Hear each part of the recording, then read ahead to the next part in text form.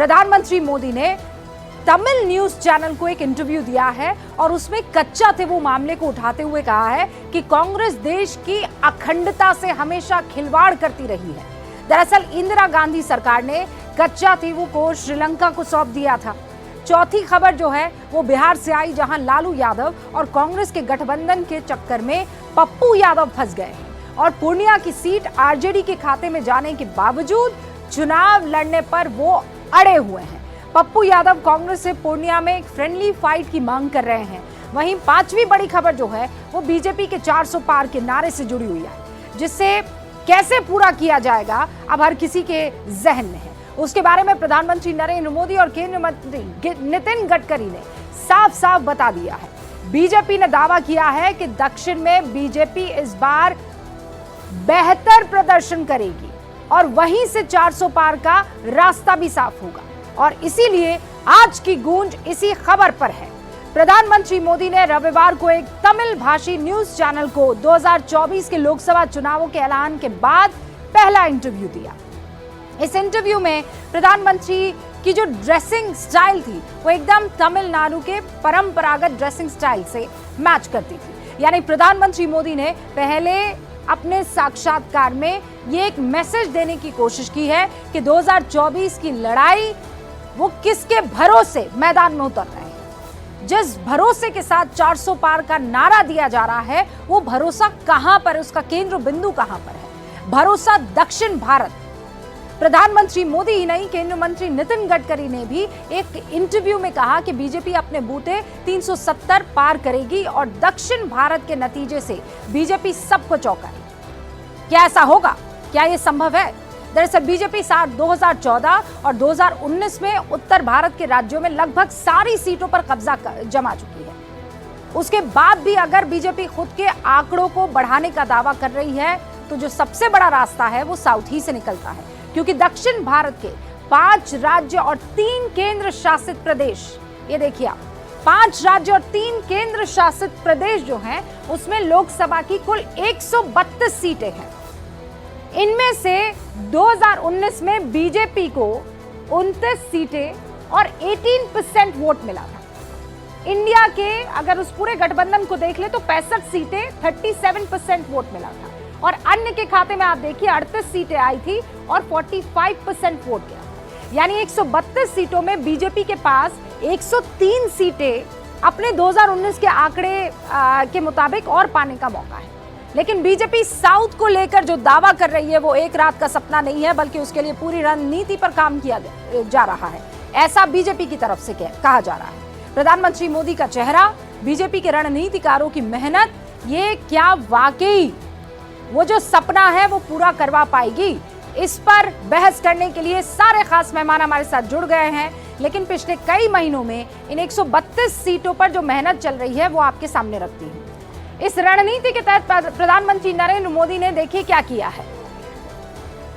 जनवरी 2 और 3 कहां का दौरा किया था? तमिलनाडु का, लक्षद्वीप का और केरल का। भारत के राज्यों में 16 दिनों की 7 यात्राएं, जिसमें राम मंदिर के उद्घाटन से पहले लगातार 3 दिनों का दौरा जो है वो इसमें शामिल है। प्रधानमंत्री की यात्राओं के अलावा हर दक्षिण के राज्य के लिए बीजेपी ने एक अलग रणनीति पर काम जो है वो कहा जा रहा है उनकी तरफ से कि शुरू कर दिया है, जिसके लिए उन बातों और मुद्दों पर फोकस किया गया जो ग्राउंड लेवल पर बीजेपी को स्थापित कर पाए। तमिलनाडु में आप देखिए ना, बीजेपी ने खुद का कैडर बेस जो है वो मजबूत करने की कोशिश की। अन्नामलाई के रूप में बड़ा चेहरा क्रिएट किया गया और ये रातों रात नहीं हुआ, लगातार काम इस पर होता रहा। छोटी पार्टियों के साथ जो है वहां पर गठबंधन किया। ये बीजेपी दक्षिण से उम्मीद लगाने के पीछे जो होमवर्क कर रही है वो आपको बता रही हूं। कांग्रेस और लेफ्ट के गठबंधन से उसे फायदा होगा। कैसे फायदा होगा अभी हमें बाकायदा जो है यहाँ इस डिबेट में पता लगाने का पूरा मौका मिलेगा। जमीन पर आरएसएस की मौजूदगी का उसे फायदा क्या मिलेगा और बड़ा मलयालम स्टार का जो चेहरा उभर कर वहां पर सामने आया है, क्या वो फायदा पहुंचा सकता है? ये वो तमाम चीजें हैं जो बीजेपी बार बार फ्रंट फुट पर आकर ये कहने की कोशिश कर रही है कि हमारा ये होमवर्क है, हमारा ये काम है और इसी वजह से हम 400 पार जा सकते हैं। अगर मैं आंध्र प्रदेश की बात करूं तो यहाँ बीजेपी को चंद्रबाबू नायडू की टीडीपी के साथ गठबंधन से फायदा हो रहा है। पवन कल्याण की जनसेना लंबे वक्त से बीजेपी की सहयोगी रही है। पवन कल्याण का आंध्र और तेलंगाना में अच्छा खासा प्रभाव है। तेलंगाना में केसीआर के बीमार होने और सत्ता से बाहर होने के बाद बीजेपी खुद को कांग्रेस का सबसे बड़ा प्रतिद्वंदी साबित करने में वहां पर लगी हुई है। इससे बीआरएस के वोट बैंक पे बीजेपी सेल लगाने की जो है उम्मीद वहां पैदा करने की कोशिश कर रही है। ओवैसी के सीधी टक्कर के कारण वोटों के ध्रुवीकरण का फायदा जो है वो हैदराबाद के एक क्षेत्र में बीजेपी को पॉलिटिकल पंडित कह रहे हैं कि मिल सकता है।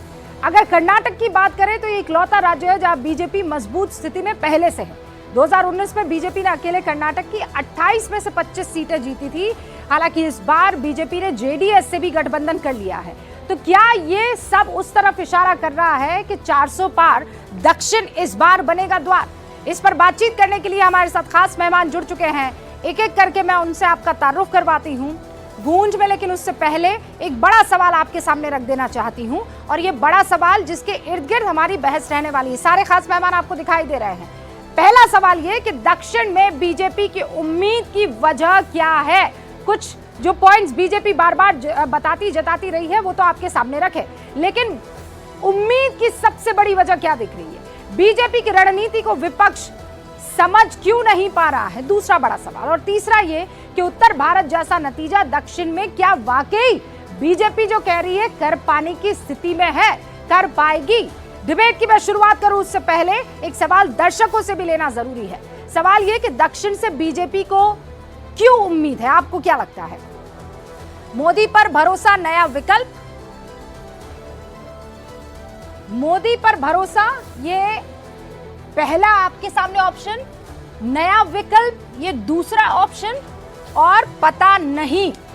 इनमें से आप किसी भी एक ऑप्शन पर क्लिक कर सकते हैं। एंड में ये रिजल्ट जो है हम अनाउंस करने वाले हैं। और अब जो इन सवालों का जवाब देने के लिए खास मेहमान इंतजार कर रहे हैं उनसे आपका तारुफ करवा देना चाहती हूं।